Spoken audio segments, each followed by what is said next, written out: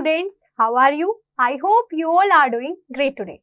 I am with you, Miss Reenu Rathi, and today we will learn about very interesting subject, that is social science students. In this, we will learn about history, that is various past events and incidents that has happened in the past, and geography. In this, we will learn about our geographical features of India, human population and its various features. And next one is our polity. In this, we will analyze the theory and practice of politics and government. Now, let's start with the chapter Our Rights and Duty. हमारे rights and duties के बारे में हम इस chapter में जानने वाले हैं. Now let's start with the warm up. हमें आइडेंटिफाई करना है the statue of the great scholar of India and इसको जो है इन्हें जो है फादर ऑफ इंडियन कॉन्स्टिट्यूशन भी कहा जाता है और आपको इनके बारे में एक शॉर्ट नोट लिखना है. Now after a long struggle India को जो है इंडिपेंडेंस मिली थी on 15 August 1947 from the British rule. और जो कॉमन कंट्री मैन है उन्होंने बहुत सारी डिफिकल्टीज फेस की थी after the independence. Now the whole country is in chaos. The leaders of our country वो साथ में आए थे और उन्होंने कॉन्स्टिट्यूशन बनाया था और ये कॉन्स्टिट्यूशन था, ये ड्राफ्ट किया गया था for the newly independent nation outlining national goals, the rights and duties of citizens and the structure and functioning of the government. जो हमारा न्यू कॉन्स्टिट्यूशन है इसे ऑफिशियली अडॉप्ट किया था on 26 January 1950, marking the day India become a republic. Now हमारे constitution में कुछ important ideas थे जो हमारे लीडर्स ने दिए थे. In the beginning part constitution को हमने बोला था the preamble and India is described as democratic, socialist, secular and Republic.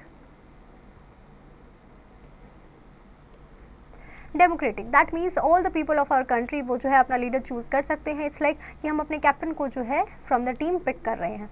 This way हर एक के पास जो है as in say how the country is run, कैसे हम अपनी कंट्री को रन करेंगे. Before we use to know कि हमारा जो है किंग रूल करता था, लेकिन अब जो है ये यहाँ पे पीपल लोगों की मर्जी चलेगी. If leaders don't do a good job, अगर कोई लीडर अच्छे से काम नहीं करेगा then we can change them. Socialist that means everyone, सबको जो है इक्वली ट्रीट किया जाएगा. इट डजंट मैटर कि कोई रिच है, पुअर है, किसी रिलीजन या कास्ट से है, हम सभी जो है वो फ्रेंड्स रहेंगे और हम सभी को एक फेयर चांस मिलेगा. सेकुलर दैट मीन्स हर सभी जो है वो अपना खुद का रिलीजन फॉलो कर सकते हैं. India does not force anyone, India किसी को भी फोर्स नहीं करेगा कि आप किसी और स्पेसिफिक रिलीजन को फॉलो कीजिए. हर किसी के अपने बिलीव्स होंगे जिनको रिस्पेक्ट किया जाएगा. रिपब्लिक दैट मीन्स हमारे लीडर जो है वो बोर्न नहीं होंगे इनटू द रोल, लेकिन पीपल उन्हें चूज करेंगे कि वो उन्हें कैसा बनाना चाहते हैं. हमारे प्रेसिडेंट जो है वो इलेक्ट करेंगे by the people and in places like Britain हमारे पास जो है जैसे किंग एंड क्वीन होती है as a head known as a monarch.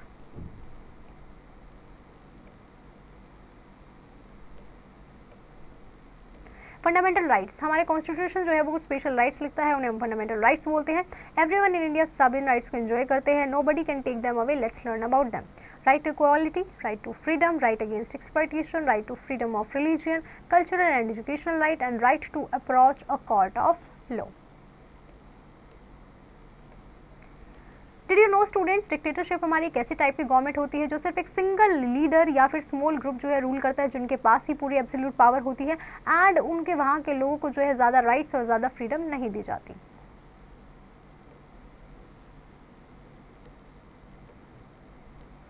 Fundamental duties, हमारे कॉन्स्टिट्यूशन ने जो कुछ ड्यूटीज बताई है जिसे हमें फॉलो करना चाहिए, इनको फंडामेंटल ड्यूटीज कहते हैं. Let's look at them.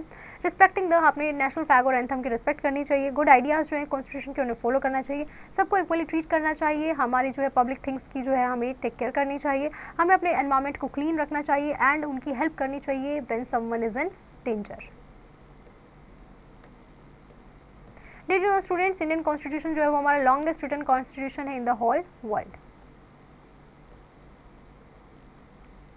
Try it out. आपको यहाँ पे बताना है whether the thing is a fundamental right और a fundamental duty. All of us are treated equally. Very good students, it is a fundamental duty. That's how you have to complete the remaining parts. Directive principles, हमारे constitution कुछ guidelines दी है जिससे हमें government को जो है take care करनी है सबकी. यहाँ पे हमारे कुछ इंपॉर्टेंट वंस है. Make sure everyone has a good place to live, कि हर किसी के पास जो एक अच्छा घर हो रहने के लिए. गिव जॉब्स टू एवरीवन, सबको जॉब्स मिले. Stop people from becoming too rich by hurting others, कि लोगों को जो है ज़्यादा अमीर बन के लोग दूसरों को हर्ट करें, ये चीज़ें नहीं करनी है. Help those who need it, उनकी हेल्प कीजिए जिनको ज़रूरत है, like people from schedule caste and tribes. Vocabulary booster, constitution मतलब वो हमारे सिस्टम ऑफ लॉज और बेसिक प्रिंसिपल्स जहाँ जिससे हमारी कंट्री रन करती है. रिपब्लिक मीन्स कंट्री जो हमारी गवर्न करती है by the representatives of people. Fundamental right, that means a right conferred by the Constitution of India. Check your knowledge. We have to take the correct option here. When did India become independent from British rule?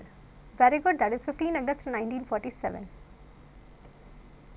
That's how you have to complete the remaining parts by yourself. Look at the list given below. Cross the ones you think are punishable acts. Honor the national flag. Very good, it's not a punishable act. You can tick that.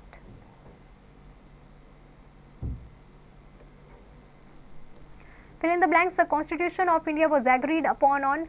Very good, that is 26 January 1950. That's how you can complete the remaining part. Answer the following questions. What are the 4 important ideas mentioned in the preamble of Indian Constitution? Very good. The 4 important ideas mentioned in the preamble of Indian Constitution are democratic, secular, socialist and republic. That's how you can complete the remaining parts. Skill developer. In the first part we have said that कि आप क्या सोचते हैं, is it important कि हर इंसान के पास rights हो? Can you give an example of a right you have? तो क्या आप एक ऐसे example right के example दे सकते हैं जो आपके पास है? Very good, that is right to equality. That's how you can solve the remaining part. Students, now I hope you have understood the chapter pretty well. You just have to practice the exercise questions and don't forget to revise this topic again.